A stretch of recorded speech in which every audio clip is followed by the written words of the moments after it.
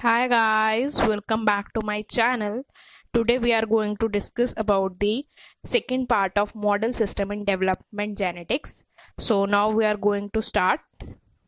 हम बात करते हैं ज़ाइगोटिक जीन्स के बारे में। ये हमारे कब होते हैं? ये हमारे न्यूक्लियाई से जो है वो ट्रांसक्राइब्ड होते हैं, जो हमारी फर्टिलाइजेशन हो जाएगी उसके बाद। ये भी हमारे डेवलपिंग एम्ब्रियो में ही है, लेकिन ये फर्टिलाइजेशन के बाद जो है वो अपने आप को एक्सप्रेस कराना स्टार्ट करते हैं। इसमें अगर डिलीटरियस म्यूटेशन होती है तो एम्ब्रियोनिक की जो लिथिलिटी है, यानी कि वो कौन सा बनेगा, मेल बनेगा फीमेल बनेगा, वो इतना जो है स्पेसिफाई नहीं हो पाता। ये हमारे स्पेसिफिक जीन्स जो रीजन ऑफ एम्ब्रियो है वहीं पे जो है ये पाए जाते हैं। जैसे मैंने बताया कि वो साइटोप्लाज्म में हमारे कंसंट्रेटेड पाए जाएंगे, ऐसे ही ये भी जो है वो एक स्पेसिफिक रीजन है, वहीं पे जो है ये ट्रांसक्राइब्ड होंगे और कहीं नहीं होंगे। तो हमारे मोस्ट ऑफ द जो हमने मेटर्नल जीन्स देखे हैं वो हमारे एक्टिवेटेड हो जाते हैं इमिजिएटली आफ्टर फर्टिलाइजेशन। यानी कि जो हमारे मेटर्नल जीन्स है, अब मैंने कहा वो भी हमारे डेवलपिंग एम्ब्रियो में ही है, जाइगोट का भी मैंने कहा डेवलपिंग एम्ब्रियो में ही है। लेकिन जो हमारे जाइगोटिक जीन्स है वो इमीडिएट जो है वो अपने आप को एक्सप्रेस कराना स्टार्ट नहीं करते, जबकि जो मैटर्नल वाले हैं हमारे वो इमीडिएट एक्सप्रेस कराना स्टार्ट कर देते हैं। जैसे ही हमारी फर्टिलाइजेशन हुई, विद इन सेकेंड्स हमारे मैटर्नल इफेक्ट जीन्स जो है वो अपने आप को एक्सप्रेस कराने लग जाएंगे। फिर वो हमारी अब जब वो एक्सप्रेस कराने लगेंगे तो उनका काम क्या है? सबसे पहला कि वो हमारे एंटीरियर पोस्टीरियर एक्सिस जो है एम्ब्रियो का, उसको डिफाइन करें कि हाँ ये हमारा एंटीरियर पोस्टीरियर एक्सिस है। तो उस तरीके से वो उसको डिटरमाइन करने में हेल्प कराते हैं एम्ब्रियो को, जो हमारे मैटरनल इफेक्ट जीन्स है। फिर उसके बाद हमारे जाइगोटिक जीन्स जो है वो अपने आप को एक्सप्रेस कराना स्टार्ट करते हैं। ये भी हमारे ट्रांसक्रिप्शन फैक्टर्स को एनकोड कराएंगे। ये जबकि जो हमारे गैप जीन्स होते हैं उनको जो है ये इनएक्टिवेट करा देते हैं। सॉरी, जो हमारे गैप जीन्स हैं उनको ये एक्टिवेट कराएंगे, जिससे कि हमारी फर्स्ट सेगमेंट जो है वो एक्सप्रेस हो पाए। अगर वो एक्सप्रेस नहीं होगी तो हमारा एम्ब्रियो जो है वो डिवाइड नहीं करेगा हेड, थॉरिक्स और एब्डोमेन में। तो जाइगोटिक जीन्स क्या करेंगे? गैप जीन्स को एक्टिवेट कराएंगे। गैप जीन्स क्या करेगी? हमारी फर्स्ट सेगमेंटेशन कराएगी, जिसकी वजह से आगे एम्ब्रियो जो है हमारा वो हेड, थॉरिक्स और एब्डोमेन में जो है वो डिवाइड होगा। इसे हम पेयर रूल जीन भी बोल देते हैं।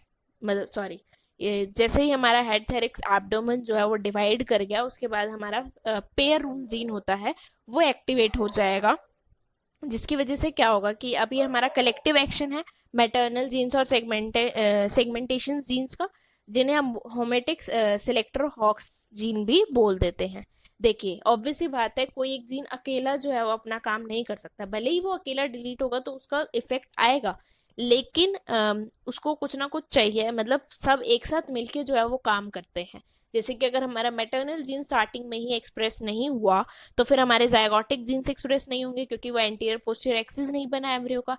जाइगोटिक जीन एक्सप्रेस नहीं होंगे तो हमारा गैप जीन एक्सप्रेस स्टार्ट नहीं होगा। गैप जीन जो है एक्टिवेट नहीं होगा तो पेयर रूल जीन नहीं बनेगा। तो ये जो हमारा कलेक्टिव एक्शन है मैटरनल जीन्स और सेगमेंटेशन जीन का, इसे हम बोल देते हैं होम्योटिक सिलेक्टर जीन्स या फिर हॉक्स जीन्स। इनको कलेक्टिवली अगर हम बोलना चाहें तो हम इन्हें हॉक्स जीन जो है वो बोल देते हैं।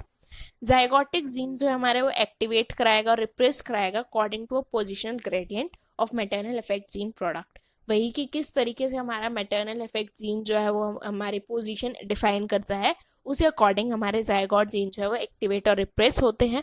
तो ये जो हमारा एक्सप्रेशन होता है तीन सबसेट ऑफ सेगमेंटेशन जीन का, वो सीरीज ऑफ सेगमेंट्स में डिवाइडेड है कि हाँ इस टाइम पे ये जीन जो है वो एक्सप्रेस कराना स्टार्ट करेगा, इस टाइम पे ये जीन एक्सप्रेस कराना स्टार्ट करेगा। इस तरीके से जो है हमारा वो पूरा ड्रोसोफिला बनता है। तो सेगमेंटेशन जीन जो है हमारी नॉर्मली डेवलपिंग एम्ब्रियो में जो है वो ट्रांसक्राइब्ड होते हैं। अगर इनकी म्यूटेशन होती है तो लीथल फिनोटाइप होगी, एम्ब्रियोनिक लीथल फिनोटाइप। वही कि क्या कहते हैं, उसके जो जीन्स है वो प्रॉपर नहीं होंगे, वो नॉर्मल नहीं होगा। तो इस तरीके से अगर सेगमेंटेशन जीन्स नहीं होते, हर एक के हमें 20 जीन लोकाई जो है वो आइडेंटिफाई किए इसमें। मतलब हमें 20 जीन सेगमेंटेशन जो जीन है उसमें हमें आगे 20 जीन्स जो है वो मिले, यानी कि 20 जीन्स लोकाई मिले। अब इनके जो म्यूटेंट होंगे फिनोटाइप्स की, अगर हम ये हटा रहे हैं तो ये चीज होगी, वो किस चीज पे डिपेंड करता है कि अगर हम गैप जीन में म्यूटेशन कराते हैं तो एक एडजेसेंट सेगमेंट जो है वो ग्रुप ऑफ एडजेसेंट सेगमेंट्स को जो है वो डिलीट करा देगा। यानी कि उसके आसपास जो सेगमेंट्स, जो उसे सेगमेंट्स बनानी होंगी, वो उनको नहीं बनाएगा, वो उन्हें डिलीट करा देगा। अगर हमारे पेयर रूल जीन में म्यूटेशन होती है तो उस वजह से क्या होगा कि वो हर एक सेगमेंट को जो है वो उसके स्पेसिफिक पार्ट को एलिमिनेट कराएगा। मतलब जो गैप जीन है वो तो पूरे सेगमेंट को ही डिलीट कर रहा है, लेकिन पेयर रूल जीन क्या करेगा, पूरे सेगमेंट को ना डिलीट करके उसके कुछ पार्ट को, स्पेसिफिक पार्ट को वो एलिमिनेट करा देगा। पूरे को नहीं करा रहा, कुछ स्पेसिफिक पार्ट को वो एलिमिनेट करा देगा।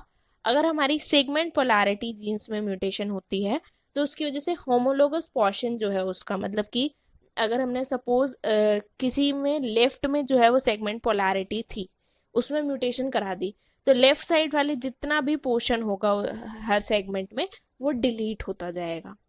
पेयर रूल जीन में भी मैंने कहा कि वो स्पेसिफिक पार्ट, लेकिन वो स्पेसिफिक पार्ट कहीं भी हो सकता है किसी सेगमेंट में। लेकिन अगर हम सेगमेंट पोलैरिटी वाले में म्यूटेशन करा रहे हैं तो वो लेफ्ट के ही सारे जो है वो डिलीट कराएगा। लेकिन पेयर रूल जीन में वो लेफ्ट में भी करा सकता है, सेंटर में भी करा सकता है, राइट में भी करा सकता है, कहीं भी करा सकता है स्पेसिफिक पार्ट को। तो ये था हमारा डेवलपमेंट और कैसे हम म्यूटेशन हमारी इफेक्ट करती है उस चीज के बारे में पढ़ा हमने ड्रोसोफिला में।